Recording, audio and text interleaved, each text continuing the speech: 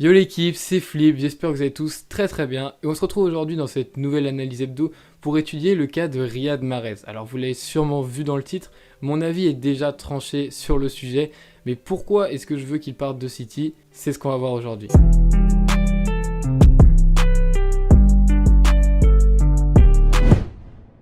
Comme d'habitude, on découpera cette analyse en 3 points. Premièrement, comment joue Mahrez, on va faire une petite analyse tactique. Deuxièmement, on verra ce qui ne va pas, parce que c'est un très bon joueur, mais on verra qu'il y a des choses qui ne vont pas. Et troisièmement, on se demandera où peut-il signer.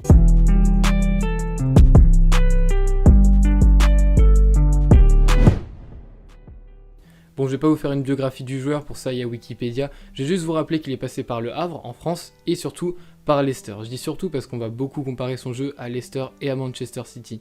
Alors pour commencer, à Leicester, faut le rappeler, il a quand même gagné la Première Ligue en 2016. C'était un exploit parce qu'à cette époque, Leicester c'était pas une équipe qui jouait le haut de tableau en Première Ligue. C'était à cette époque le maître du jeu à Leicester. Il était placé comme ailier droit, son poste préférentiel, et faisait la différence techniquement. C'est lui qui créait le jeu, il avait beaucoup de liberté.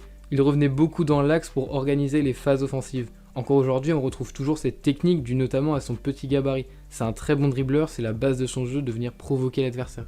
Il est également bon passeur, bon ça je vais l'ajouter à sa technique parce qu'il a vraiment un toucher de balle au-dessus de la moyenne, que ce soit au niveau des passes lobées, au niveau des centres, au niveau des passes en profondeur, il a vraiment un atout là-dedans et c'est toujours un plus dans une équipe. Bon pour le coup on peut nuancer ça un peu parce que c'est plutôt commun ces derniers temps d'avoir des ailiers qui participent dans le jeu, qui sont très bons passeurs, très bons finisseurs, on pense notamment à Ziyech, à Neymar, c'est quand même la référence à ce poste. Ça n'enlève rien au talent de tous ces joueurs, notamment Mahrez, et ils ont tous un point commun, c'est cette technique et cette vision de jeu qui est vraiment au-dessus de la moyenne. Et en plus de ses qualités techniques, il est également un très bon finisseur. Depuis son arrivée à City, il a inscrit 37 buts et délivré 21 passes décisives. C'est pas des stats incroyables en 2 ans, mais on y reviendra dans le deuxième point, il n'est pas toujours titulaire. Il marque énormément sur des frappes aux abords de la surface, des frappes enroulées au ras du poteau, c'est sa spécialité. On le retrouve donc également sur les coups de pied arrêtés. En plus de ça, il est dans ses meilleures années, il aura 30 ans en février 2021, on va dire qu'il a encore 3-4 ans au meilleur niveau. Alors quand on voit tout ça, on se dit mais Mahrez, très bon joueur,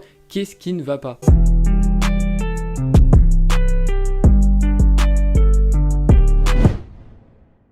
Et oui, on aura beau citer toutes les qualités de Riyad Mahrez et Dieu sait qu'il en a énormément, on peut que remarquer qu'en fait, depuis qu'il a City, il ne montre pas tout ce dont il est capable. Premièrement, on remarque que malgré toutes ses qualités, Riyad Mahrez n'est pas tout le temps titulaire, et ça on le doit sûrement au fait que Pep Guardiola n'instaure pas de hiérarchie claire entre ses attaquants. Il a une ligne offensive incroyable, mais parmi eux, il ne trouve pas les 3 offensifs qui doivent tout le temps être titulaires. T'as quand même Sterling, Foden, Torres, Silva et Mahrez qui peuvent occuper les ailes. Et en pointe, t'as encore Gabriel Jesus et Agüero, sans compter Kevin De Bruyne en milieu offensif. Allez, parmi ces joueurs, on va dire que 2 voire 3 sont toujours titulaires. T'as Kevin De Bruyne, évidemment, qui est incontournable en tant que milieu offensif. À gauche, Sterling est quand même souvent titulaire. Et Gabriel Jesus s'impose petit à petit en pointe. Pour le seul poste d'ailier droit, il te reste donc Foden, Torres, Silva et Mahrez. Bon, Foden c'est plus un milieu donc je vais pas trop l'inclure dans la liste. Il te reste donc 3 ailiers et parmi eux je pense que Mahrez mérite sa place de titulaire. Alors c'est sûr, Silva et Torres sont très bons, ils sont jeunes en plus de ça, mais Mahrez est dans ses meilleures années et il a besoin d'une confiance maximale que ce soit du coach ou de son staff. Si on regarde à Leicester ou en sélection nationale d'Algérie, c'est toujours le maître du jeu. Il est titulaire indiscutable et c'est là où il est le meilleur. À City, Pep ne lui accorde pas cette confiance. Il l'aligne régulièrement mais il ne fait pas de lui un titulaire indiscutable et encore moins dans les grands matchs. En effet, il a certes inscrit un triplé contre Burnley, mais contre les cadors du championnat, il est très rarement titulaire. Encore pire, durant le Final 8, il n'a joué ni contre le Real Madrid, ni contre l'Olympique Lyonnais. La suite, on la connaît, City se fait sortir par Lyon en quart de finale. Bon, c'est vrai qu'il a eu des débuts compliqués à Manchester City, on peut remettre ça sur le fait que c'est un joueur qui défend pas énormément, et sous Pep Guardiola, c'est vraiment punissable. Mais pour le coup, il s'est vraiment ressaisi et à chaque fois qu'il a été titulaire, il était quasiment tout le temps décisif. À chaque fois qu'il rentre, il dynamise le jeu et quand son équipe s'endort un petit peu, c'est lui qui vient apporter cette petite technique qui vient réveiller les mancuniens et qui redémarre la machine. Malheureusement, son coach lui demande de coller la ligne de touche comme son coéquipier Raheem Sterling pour trouver plus d'espace dans le jeu intérieur. Mais c'est pas un style de jeu qui va correspondre à l'Algérien. Pour finir, on peut parler de la prolongation de Pep Guardiola à City, un événement qui ne va pas arranger les choses, surtout si ses envies de faire venir Messi se concrétisent. La question qu'on va se poser maintenant, c'est ok, un départ, mais pour quel club ?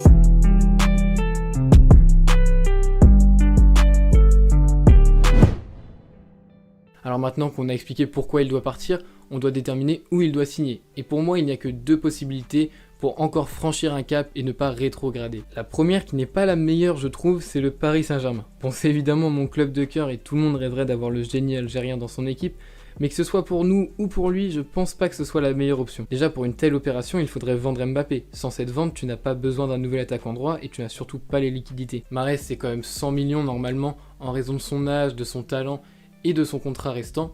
Mais la question c'est, est-ce qu'il faut vraiment un profil à la Mahrez pour le Paris Saint-Germain pour remplacer Mbappé? Personnellement je ne pense pas que ça soit la priorité, t'as encore besoin d'un milieu et de très bons latéraux.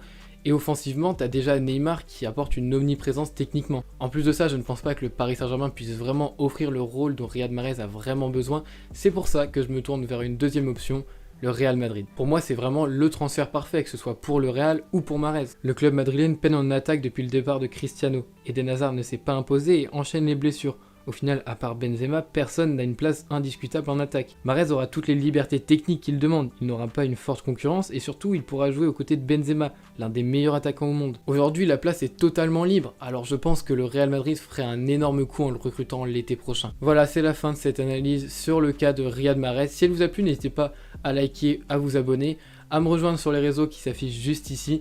Je suis redevenu super actif sur Insta et sur Twitter, je balance des infos tous les jours, alors venez me suivre, ça ferait extrêmement plaisir. Puis écoutez, portez-vous bien et moi je vous dis à dès demain pour une vidéo en feat avec le frérot Footland.